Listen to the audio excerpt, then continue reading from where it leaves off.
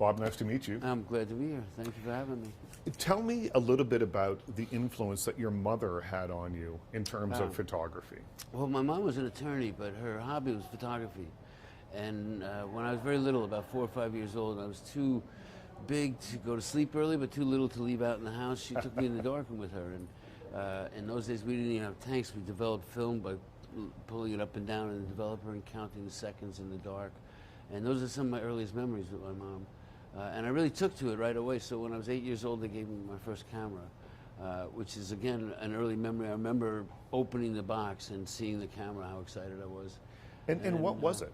What was just the idea that you could commemorate moments, or that you got to spend time, quality time with your mom, or what was it? I think show and tell is my favorite subject. I like seeing exciting things and telling people about them. Yeah. And I became the family photographer, and then started taking pictures at dances and parties and things, and football in school, and I would follow the fire engines in town to get exciting pictures, and it was just what I started doing and what I've always done. And when did it become a profession, a career? Because it's a tough market to break into, especially I think, you know, rock and roll photographer is a, you know, you probably could have made... It's not a high-paying career. It probably could have been. And in fact, when I started, it wasn't a career at all. They didn't have that word, rock photographer. Wedding photographer was probably more a much better career. You make a lot more money. But I started, actually, a friend of ours suggested we go to see Ike and Tina Turner. Right. And she was right. Tina was amazing. We came back a couple of days later. They played again in New York. And I brought my camera that time. It was a place called the Honka Monka Room. You can't make something like that up. It's a funky little place, but I was sitting on the floor. Actually, I remember taking a bunch of good pictures that night. But as Tina's, the end of her act, she dances off the stage with a strobe light flashing. And I opened the camera for 1 second and just decided to try my luck and see if I could capture a couple of images.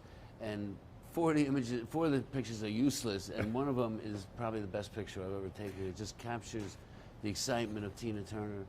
And the luck was that a couple of days later we went to another Ike and Tina show, and I brought the pictures just to show my friends, but as we were leaving, Ike was walking from one dressing to another, and a friend of mine saw him and said, "Show Ike Turner the pictures." And he stopped and he said, "What pictures?" And he liked the pictures, and he brought me in the dressing room, and Tina liked the pictures, and before I knew it, my first album cover was a Tina Turner picture. Well, this is the photograph right here. Right. And, you know, this to me, this photograph is so evocative of a Tina Turner performance.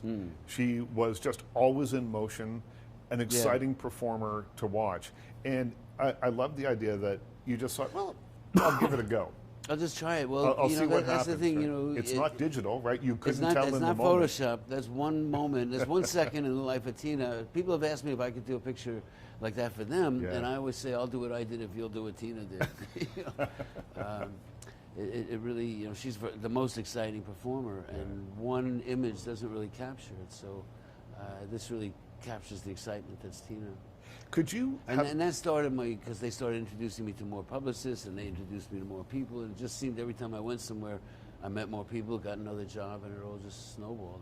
And yeah, could you have imagined this kind of success? I mean, as I was choosing the photographs that we'll talk about today, you know, you're going through the list of them, and they are some of the most iconic rock and roll and music photos ever taken.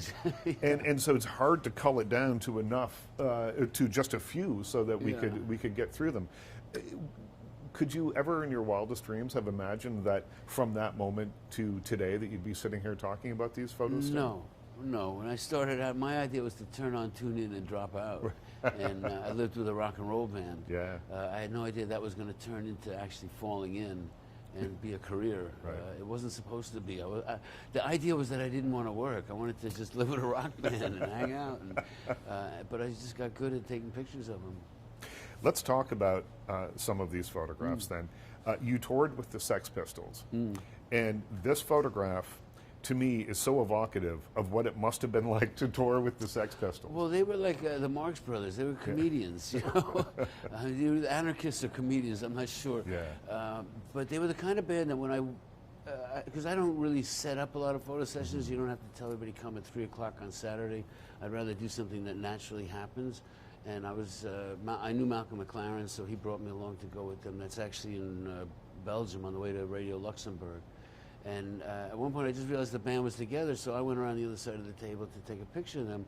they saw me with the camera, and Johnny picked up the straw, and the other guys saw that and just immediately fell into the joke in their own way. Certain bands can do that. Yeah. And they're certainly funny people. Yeah, so these aren't staged. You weren't overly concerned about lighting, and that's you weren't fussy about making sure. I that all don't that bring was a lot of lighting and setup. Some photographers do. That's not what I do. I do a much more natural kind of spur of the moment, catch things in real life kind of pictures.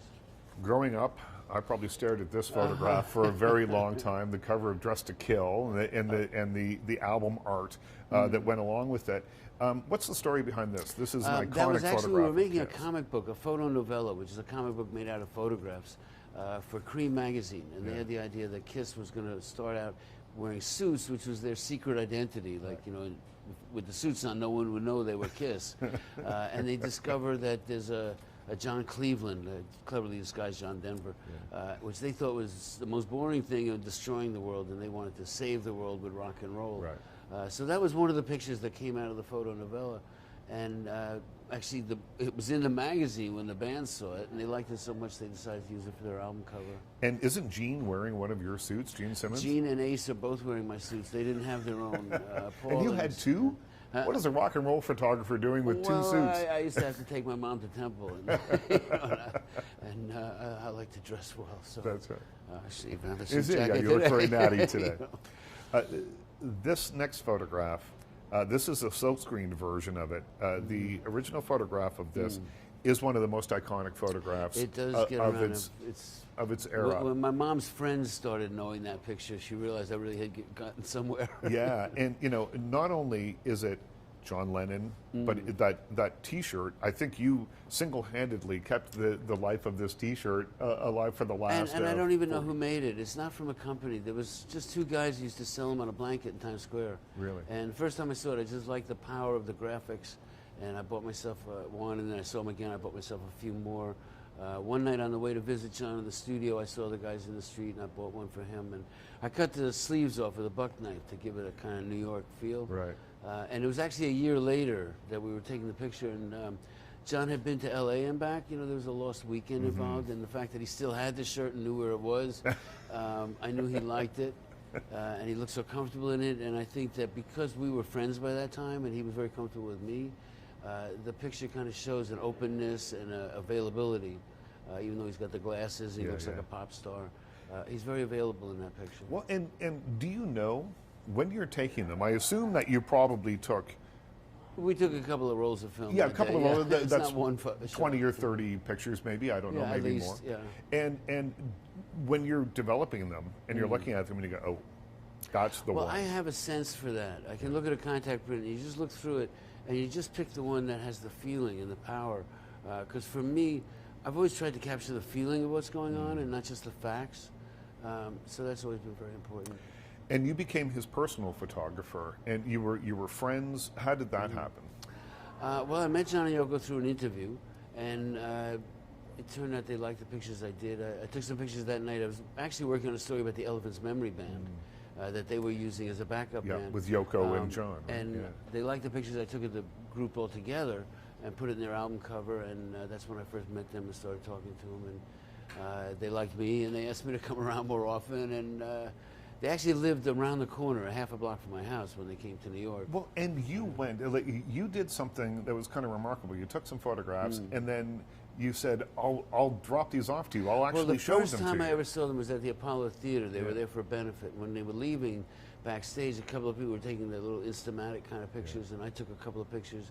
And John said to the few standing around, he says, people are always taking our picture like this and we never see them. What happens to these pictures? Right. And I said, I live around the corner from you. I'll show you mine. And he said, oh, around the corner? We'll slip them under the door, like very neighborly. Like, I didn't quite slip it under the door. I did ring the bell. That's right. And much to my surprise, Jerry Rubin answered the door. I was like, wow. I'd only seen him on TV, and I was not expecting him to answer John and Yoko's doorbell, you know. And I remember he asked if they were expecting me, and I said no, and I just left the pictures for them. And a few years later, after we got to be friends, Yoko and I were talking about that at one point, and she said that really impressed them because nobody wanted to just give them something and leave. Right. Everybody wanted something back. Wanted a piece of it, You know, I just thought I'll give them to you and see what happens. Yeah. And It mattered. You know, they liked that. And you were there for some remarkable moments in his life, including, I think, the last time that he and Paul were in a room together. Paul McCartney were in a room I don't know if it together. was the last time they ever saw each other, but I was there one December when we were in the bedroom watching TV, and all of a sudden the doorbell rang. And they live in a very secure building. Like the doorbell of the apartment does not ring unless the doorman has told you somebody's going to come and ring it. So the last time that happened, it was customs agents trying to throw John out of the country. So they were, I mean, immigration agents, but so they were a little nervous, and they asked me to go check the door. And they would double door, so I opened the inside door, and I heard some Christmas carols. And I yelled back and said, "Don't worry, it's just kids singing Christmas carols." But I opened the outside door, and it was Paul and Linda McCartney. And not just kids. And I said, "Oh, I think you want to see the guys in the bedroom," and I brought them in. And they were all very happy to see each other, in spite of what lawyers or press people say.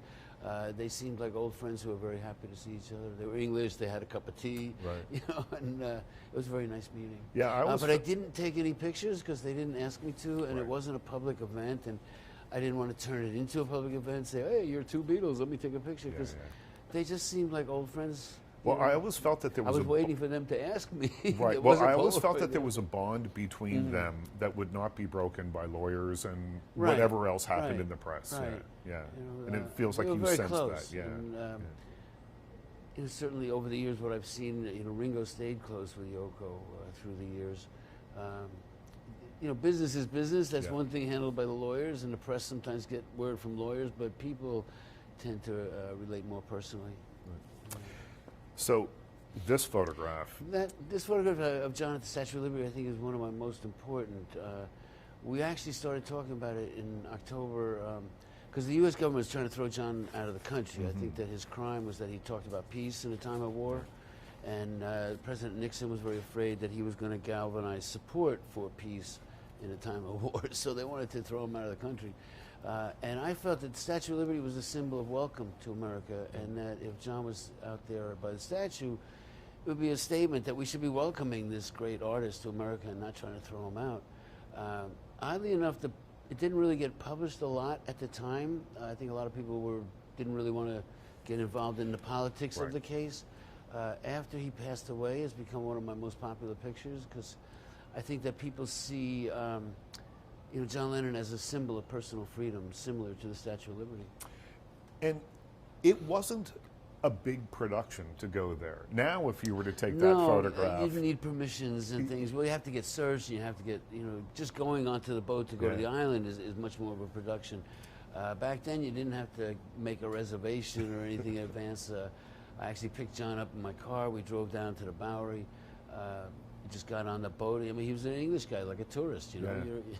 Well, but also one of the most famous people in the world at the time. Well, that too. Actually, there was, as the boat came in, there was a whole class of high school girls getting off the boat, and they're all like, "Oh, Beatle," you know. And John just kind of calmed down. If everybody stopped screaming, I'll sign an autograph for everybody. And he was pretty quick about it. Yeah. They all got an autograph when we got on the boat. And was there a sense when you were taking this photograph that it would go on to have a political importance? Not so much. I mean, I was making a statement about the immigration case, and I thought it would have some impact on that, which it didn't. But it turned out to be a much, much bigger photo and meaning, and it took on a life of its own. Certainly, it's 40 years later now. I took the picture in 1974. It's 45 years later. Are these is this like a time capsule for you? When you look back, not all of us have our lives documented, you know, in the way that you do. You can look at these and be taken back to a time or a place. When I see it, I can hear it and smell it. I remember being there. It is very much, you know, my life. It's my photo diary. When's the last time you saw John Lennon? John Lennon. 2 days before he died, actually. I was in the studio. The album was coming up, and we were taking some more pictures for the publicity because the album was doing so well. It was Friday night to Saturday morning. Actually, we left around 7:30 Saturday morning, and I took the last pictures of them there. But he was talking about touring around the world. He was talking about bringing the message that he had learned a lot in the 5 years that he was raising Sean. Everything everybody knows about him was from an earlier time when he was pretty wild. His life was kind of chaotic. He learned about responsibility. He learned about sobriety. He learned about health and diet, eating a macrobiotic diet. And all of that information was going to come out in this world tour. And I think that's what the world lost. He did 2 interviews just before he passed, one for the BBC with Andy Peebles and one with David Sheff for Playboy magazine. And in those, he discusses the things that he learned and the philosophy going forward. And that's, I think, the most important books that people could read if they want to know about John Lennon. They should listen to his records, and they should read one of those 2 interviews. Yeah, certainly. I have the Playboy interview. It was published almost immediately after his passing in book form. Yeah, they're available. You go on eBay, you can find them. The David Sheff Playboy interview or the BBC Andy Peebles interview. What comes to your mind? What flashes through your mind when we see this picture of Sid Vicious? How sad it was that he passed away so early. You know, drugs really don't help people. But that night, it's on his chest. Actually, there is some blood there. He had leaned over to a fan, and she raised her head really fast and hit him in the nose, and he started bleeding all over him, which he kind of enjoyed. He came up with his blood all over his mouth and a big smile, and then he started taking the blood and splashing at the girl, and she was spitting back to him. And then at one point, the blood dried up, and he went over to the amp, and he took a beer bottle and smashed it on the amp. He was about to cut himself.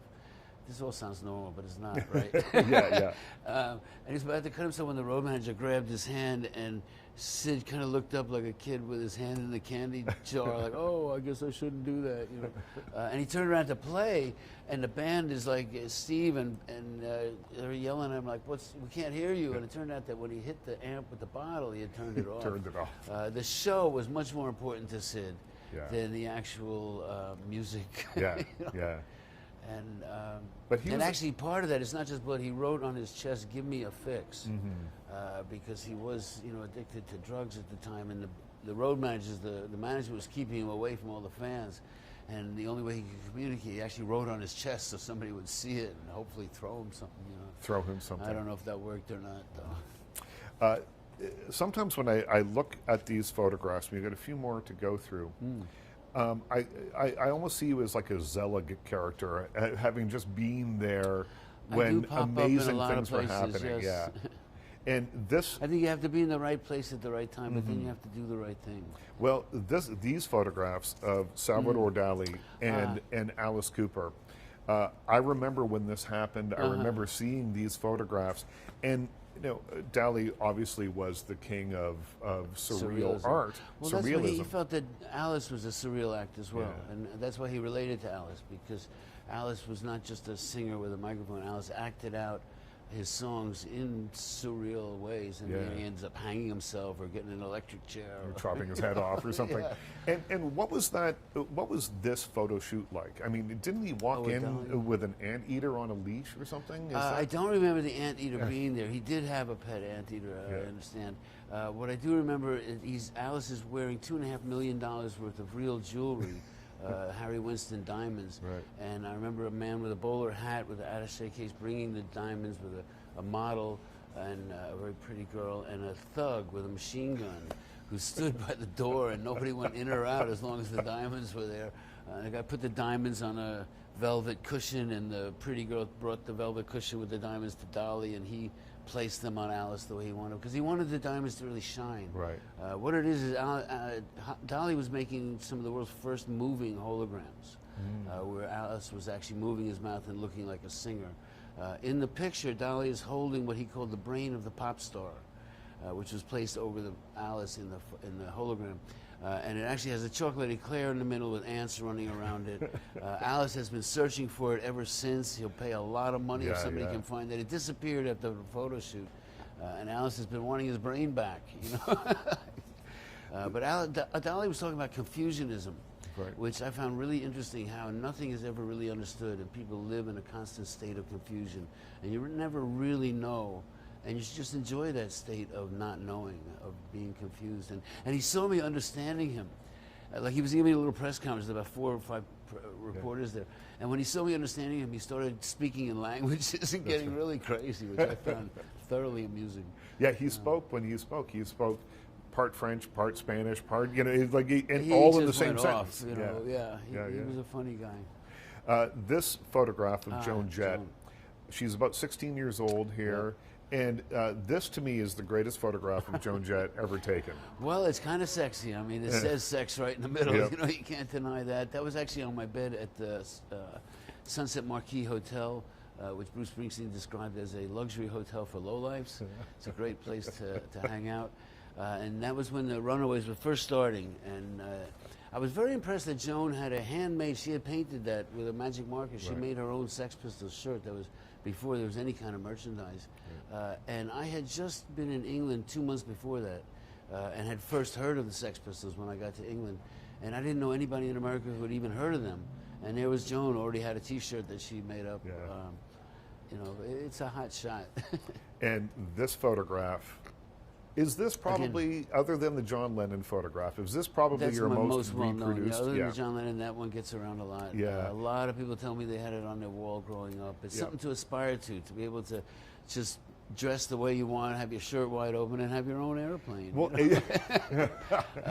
Dave Bryant from Bon Jovi told me that he aspired to it, and he was one of the very few guys who actually got it. You know? But you know, the thing about this photograph is, if you look at each of the individual people, it's one thing to get a perfect shot of one person, but then to put 4 people in and have them look about as cool as they're ever going to look in one snap. I was lucky growing up that I was the family photographer, and try to get 5 or 6 dysfunctional people looking good for a 60th of a second. And that's how I learned how to do that. But that was actually the first day I met Led Zeppelin, and I knew almost nothing about them. The reporter I worked with, Lisa Robinson, called me up and said, "We're going to go to Pittsburgh today." And I said, "Really? How are we getting there?" She goes, "Well, Led Zeppelin has their own airplane." I said, "Oh, that's good. I can do that."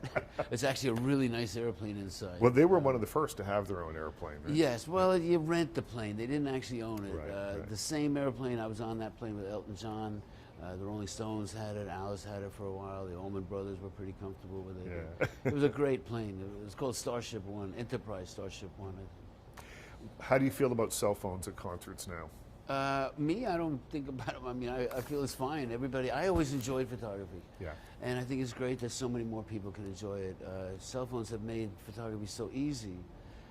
And as the phone's gotten better and better, it's just amazing the high quality of the phone picture. I'm really impressed with it. It's changed the business. Of course, I can't go to a concert and take a picture and then, I mean, it used to be a few weeks before it would come out in a magazine, and that was news. Now everybody's taking a picture of the first song, and it's already 2 clicks, and it goes around the world. You can't compete with that kind of news. So luckily, I have a lot of old pictures that I can sell in the gallery here. I mean, that's why I'm here in Toronto. I have a show at the List Gallery. At the List Gallery, and the photos are beautiful and iconic.